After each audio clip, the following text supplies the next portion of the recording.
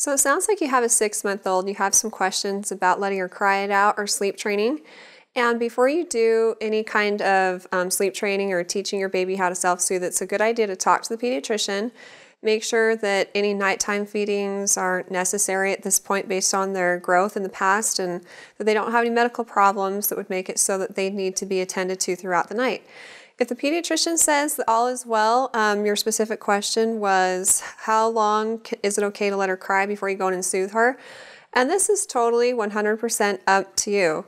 You know, parents kind of get used to their kids' cries, and we know when they just want to be held, when they're a little bit whiny, or perhaps if they're hurting, that cry always sounds different, or if they're sick. So it's always a good idea to at least pop your head in and check on your baby, making sure that she doesn't have a fever, she's not sick, or in need of immediate attention or in any danger.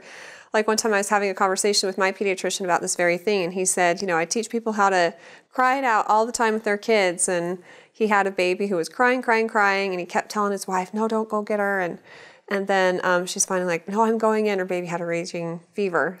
And then one time my baby was crying and I let him alone, and then his cry kind of changed to like, I'm hurt cry. I went and he was like spread eagle with his legs stuck out the slats of the crib. So it's always a good idea to just pop your head in and make sure things are okay. If your baby's good and they're not in need of immediate attention, they're just wanting to be held, it's okay to let your baby cry all night, actually. And this is a very effective way to teach babies how to self-soothe, because up to this point, your baby's learned that when she cries, she gets what she wants most, which is you. So if you just let her go, usually takes 4 to 7 nights without going in and responding to that, then she's likely to start teaching herself how to go back to sleep. So it doesn't mean she'll necessarily sleep all through the night. She might still wake up and whine a little bit, but you know, she won't cry as long as she'll learn how to go back to sleep on her own without your help. If this seems a little bit too aggressive, or maybe something that's too hard to do, because it is hard to listen to your kids cry, you can try a more graduated approach where you just let her cry for 5 or 10 minutes if she doesn't go back to sleep. Go in gently, just touch her tummy or her head, whatever would be comforting to her, but don't make eye contact, don't talk to her, turn on the lights, don't pick her up. Just gently touch her, turn around and walk right back out of the room.